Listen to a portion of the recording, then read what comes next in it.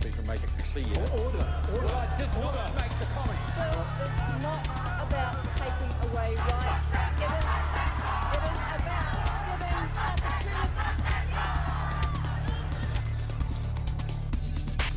Good, ladies and gentlemen, good evening and welcome to Citizen A, where we wrap the week's current affairs with the best political team on television. Warning, we're as fair and balanced as Fox News. Joining me tonight are my ever-revolving panel of bloggers and opinion shapers. He is the editor of independent news site livenews.co.nz, commentator and journalist Selwyn Manning, and he is the associate professor at the School of Communication Studies at AUT Media, Oracle, Dr. Wayne Hope. Welcome to you both. Coming up tonight, issue 1, 100,000 New Zealanders jam the website to register their interests for shares in Mighty River Power. So why are we spending $1 million to promote an oversold share offering? Issue 2, Education Secretary Leslie Longstone was given a $425,000 golden handshake while teachers are still getting the two-finger salute from NovoPay. Why can't the opposition make any inroads into education? And issue 3 tonight, what lessons could John Key learn from his South American trip? Plus, we'll end the show on a final word, but let's kick things off tonight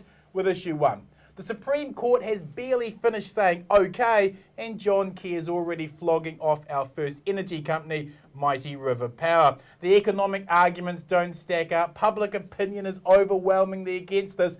And if you think you are being price gouged by power prices now, wait until our power companies are half owned by the profit-craven free market. To add a final insult to injury, the government got an Australian agency to put the advert together. Selwyn, why are we spending $1 million on an oversold share offer? I think it's $1 million of taxpayer money that is designed to communicate and attempt to justify the national-led government's position on selling these assets. It is blatantly aware that there is huge opposition to this. People have taken the time to sign petitions, they've gone out and protested in the streets, they've spoken about it publicly, people who normally do not speak publicly on such things. They know from their own internal polling that it's a dog of a policy, but they've got themselves into a ditch on it. This $1 million of our taxpayer money is used to try and justify that to the soft vote. Is this just ideological nonsense instead of economic policies? Is that what we're saying? Well, you know, I can't see another way of actually defining it, that it is ideology at play. It's coming from a party that campaigned in the last 2 elections on pragmatic responses to problems.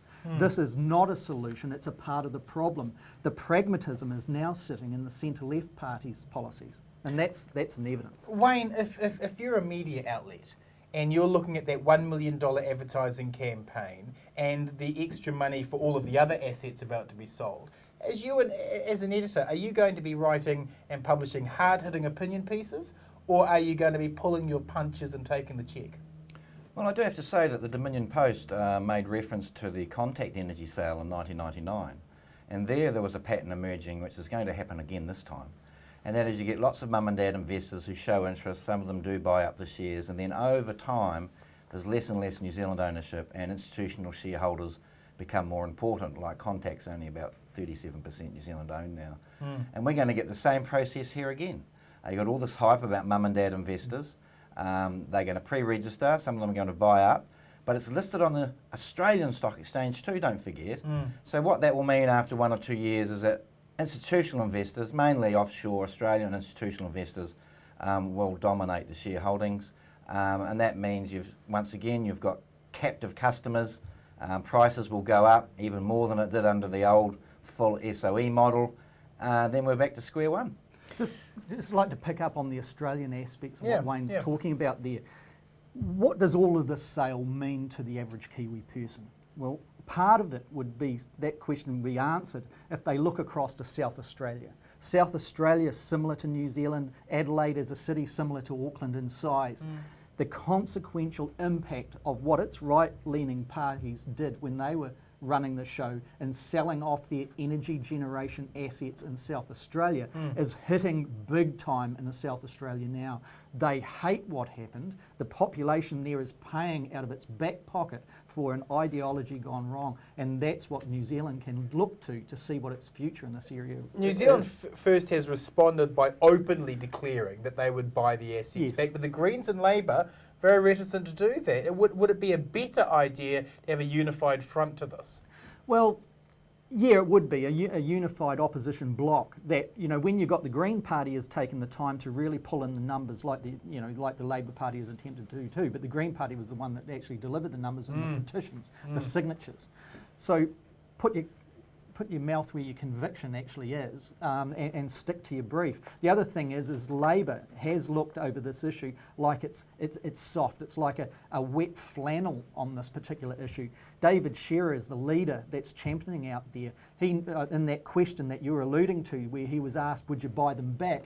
He needed to have the courage of his conviction so people know what Labour stands for. To say that that would cost us too much is just not good enough in an environment where you've got over 350,000 people who have already put their signatures to a paper.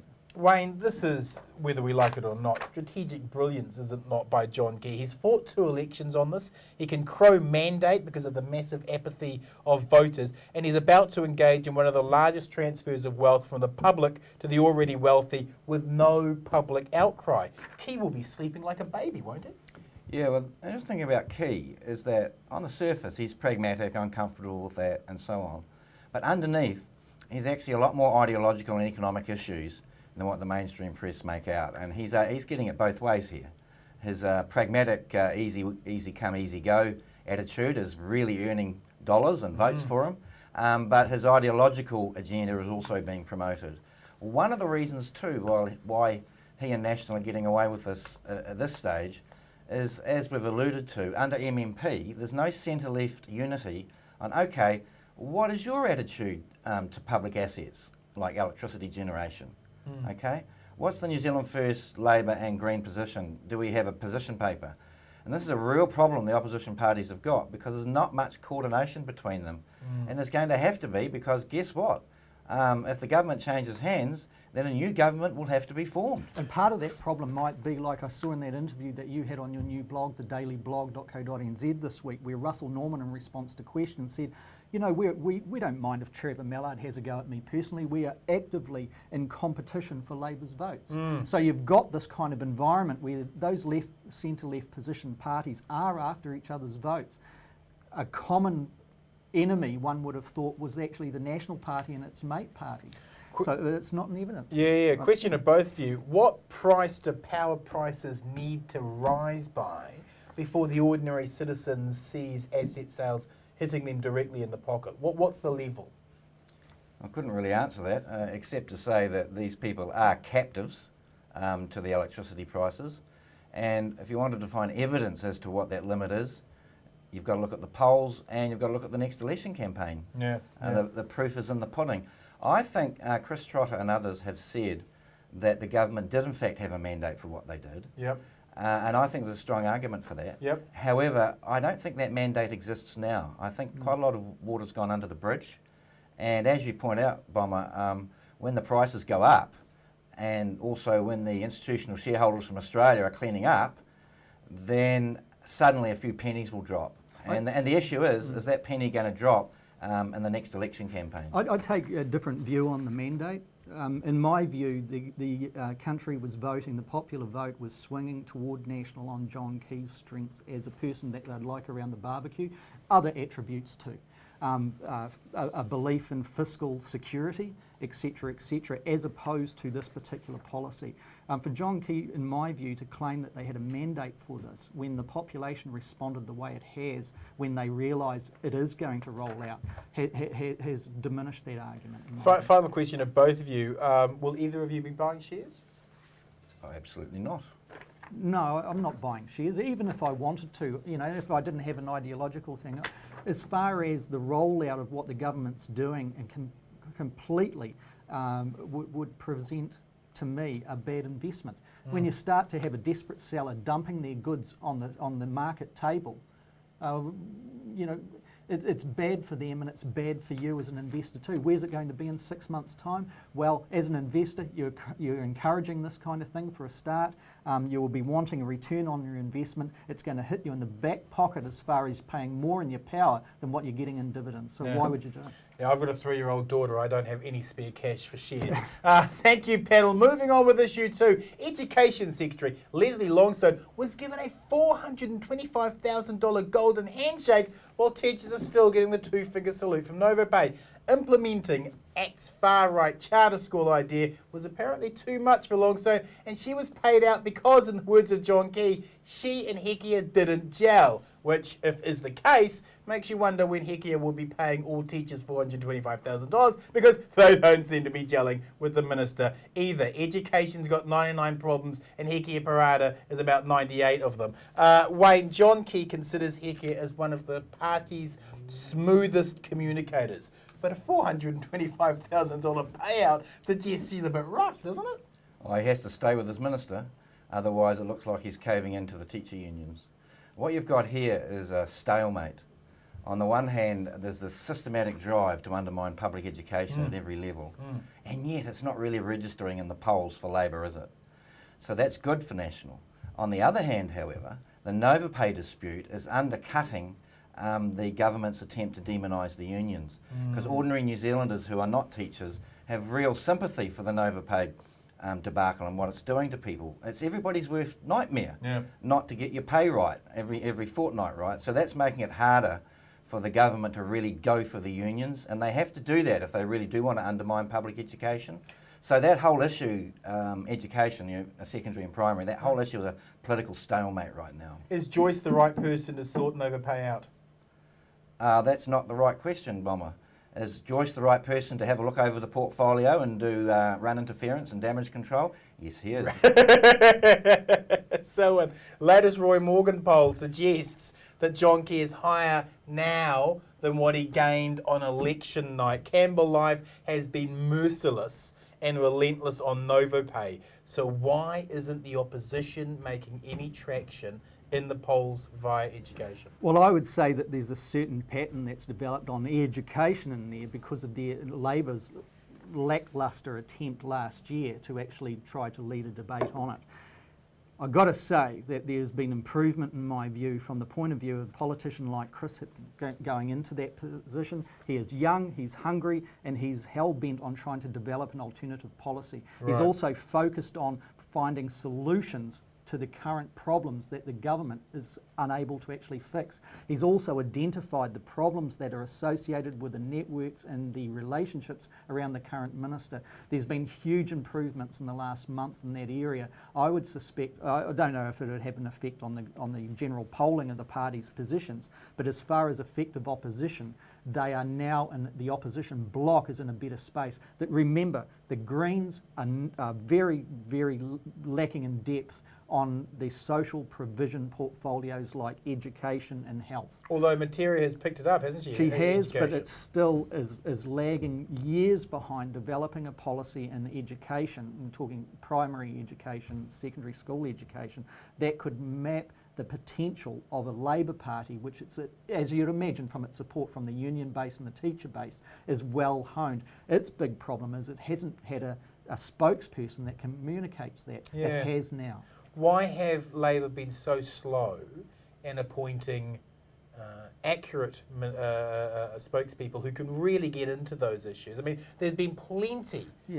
for them to make hay from the Southern National Government, but they just haven't. You know, I'm sure every teacher out there, every parent who has concerns about the teachers being treated as if they're the state's volunteers is frustrated at that whole thing. I think internally, I think some of the contributors to that problem that Labor had was an awareness and sensitivities to opposing factions within the one party, and appeasing certain factions by keeping Nanaia Mahuta in that position far beyond her abilities to be able to be demonstrated. It's changed, and in that space on education, and I narrow it down, there's some progress. So Hipkins got the talent. You think I do. He's got the ability? You know, the guy is young and he's hungry and he's trying to develop policy that's got to be a decade ahead of the others that are around it. Wayne, why do teachers' unions and teachers get such a universally bad rap in the media?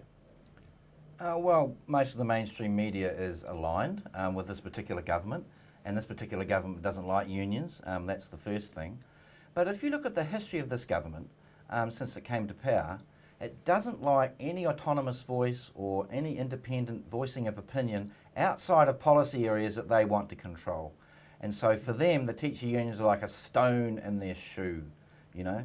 And right-wing talkback hosts, the Leighton Smiths, the Mike Lawses of the world, plus other columnists in newsprint, they loathe the teacher unions because they're one of the few groups coming out of the 1980s that have got any autonomy left. Right. One of the things on those unions and the representation is And the that money we're and resources to put out campaigns to criticise the government's policies. It They is- wouldn't like that either. It is from the point of view of the government, the incumbent sitting there, and where the unions are representing the coalface, they are vulnerable because the policies are not providing stable growth from the point of view of delivering good education to children.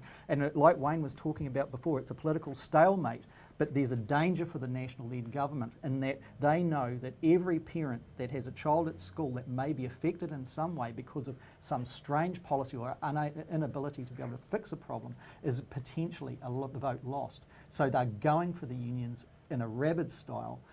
That may change a little bit more now that they've got representation coming from the Labor Party too. They don't like the fact, and this is the right-wing columnists and the National Party, they don't like the fact that there are bonds of solidarity between union members and parents. Right.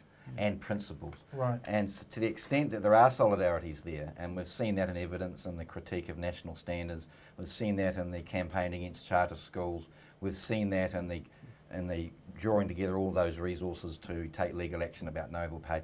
Those are all forms of solidarity that lie outside of government power, and they don't like it. And this is big test for Stephen Joyce. Is he Mr. Fix-It like Bill Birch was supposed to be all those years ago? Yep. Or is he going to fail on this? He's been at that helm trying to fix this Novapay problem for a little while now. Yeah. Still problem. Is the trick here for the government to consistently frame the debate and the argument as teachers versus parents? That's we, right. we don't even look at the kids. It's just between those two. Is that the trick? Yeah, that's the PR trick, is you frame it like that. Well, with the Novapay debacle, that is quite hard. Right. You know, because if you don't know what pay is going to be from one fortnight to the next, then that's a problem that any family might have to deal with. Yeah. So you're absolutely right, Bomber. It's an attempt to drive a wedge between parents as a general group Yep. and teachers in a general group, and it's not succeeding. The beauty of that tactic, of course, is that there's no focus on the child. So the end educational results of all of these policies, that's not the debate. The debate is between teachers and parents. Is that a false dichotomy? Yeah, and when it all boils down,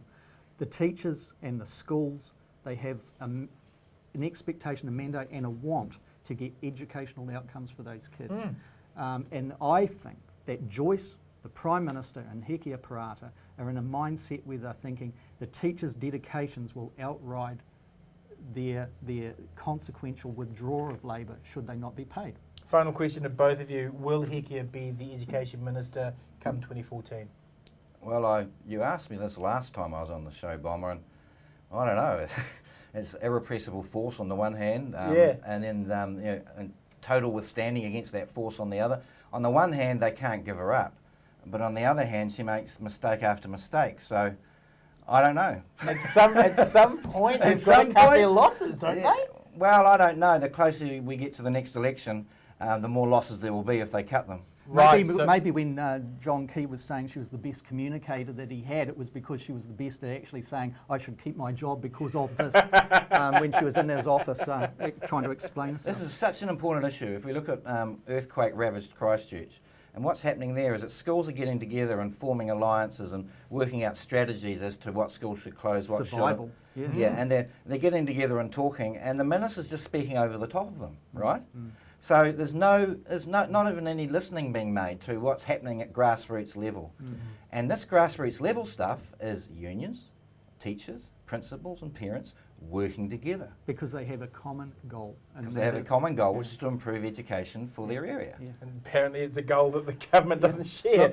Yeah, it doesn't matter what parties in government are facing those kind of problems, then they haven't got their act together and it impacts on the real people. Thank you, panel. Moving on with issue 3, John Key is touring South America, and as he looks to lock us into a free trade deal with America, he might learn a thing or two about how the developing countries of South America have resisted the neoliberal free market noose. Wayne, Gordon Campbell notes that Key could take a leaf out of Brazil's book, where they have boosted the local manufacturing industry by protectionist measures against cheap Chinese imports. Will John Key be listening?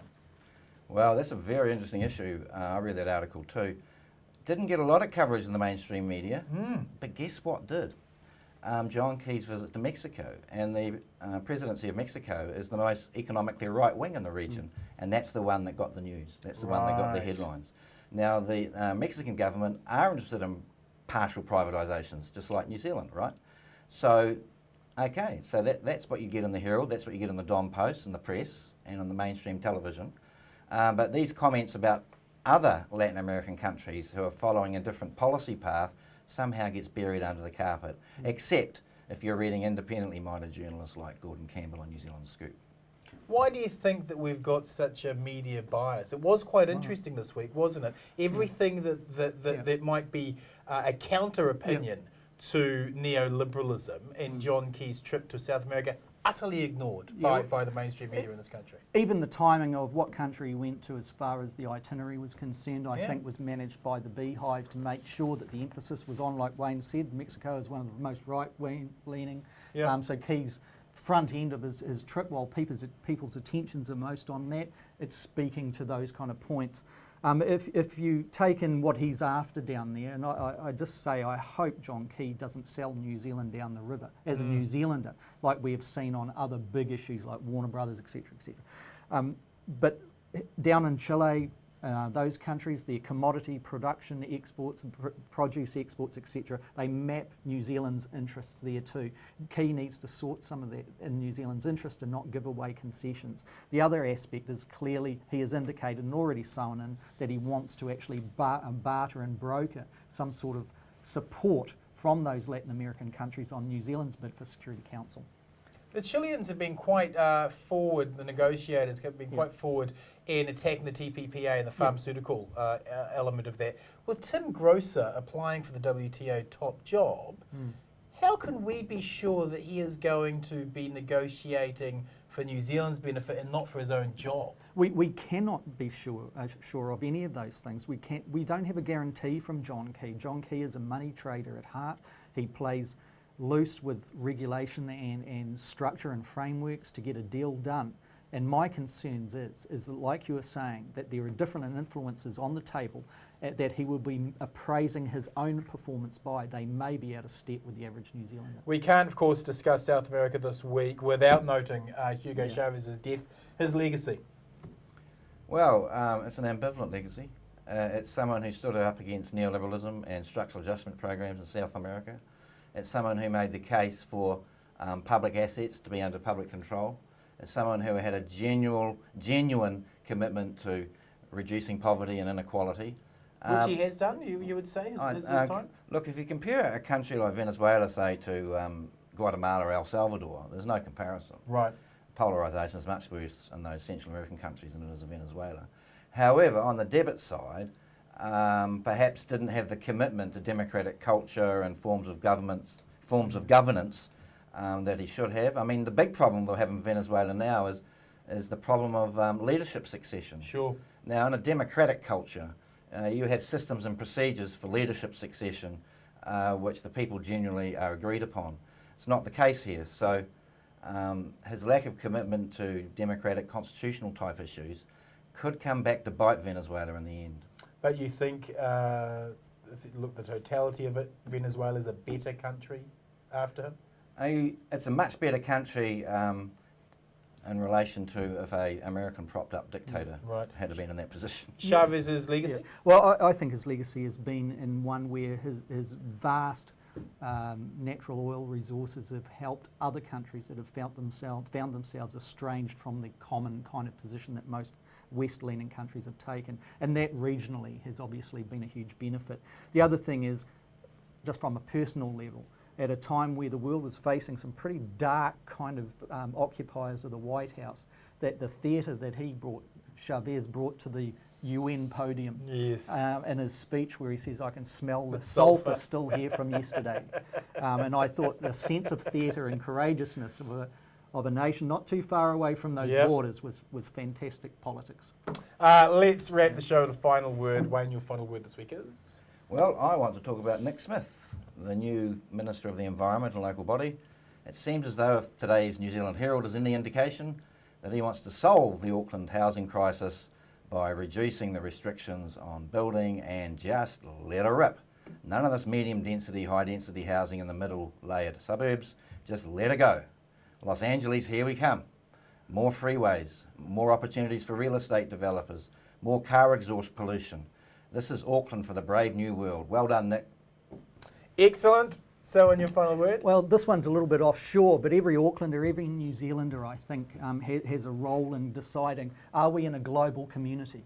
Globalisation, in my view, is not just locked to the economics here. It's about the sense of community and providing a place of refuge for people in need. And I got an email sent across, as many in media did yesterday, from the UNHCR, and it's saying that the refugees, designated and defined refugees coming out of Syria, is now more than 1 million individuals, from the aged right down to those who are 11 years old being designated under this category. Now they're saying that the weight of this problem on Lebanon, on Jordan and on Turkey is overwhelming those countries. New Zealand needs to do its bit.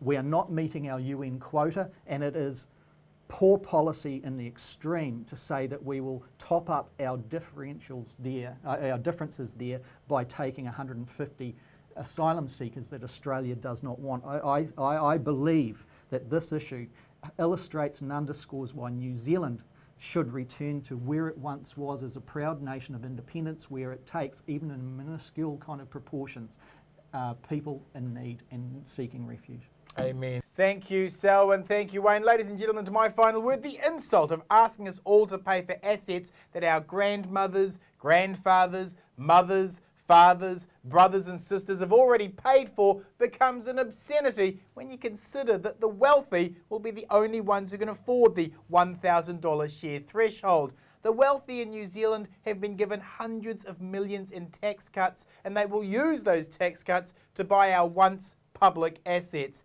Adding further insult, those wealthy enough to buy the shares will also be given a bonus bribe if they hold on to them until after the next election, so as to not embarrass National in 2014 with mass overseas ownership. We have effectively subsidised the 1% into ripping off our own assets. Now I know what Māori feel like every day in this country. If you like tonight's show, please join our Citizen A Facebook site and connect with other like-minded news citizens, and follow me on my Citizen Bomber Twitter and Facebook page. Thanks for watching, whānau. Good night, Aotearoa.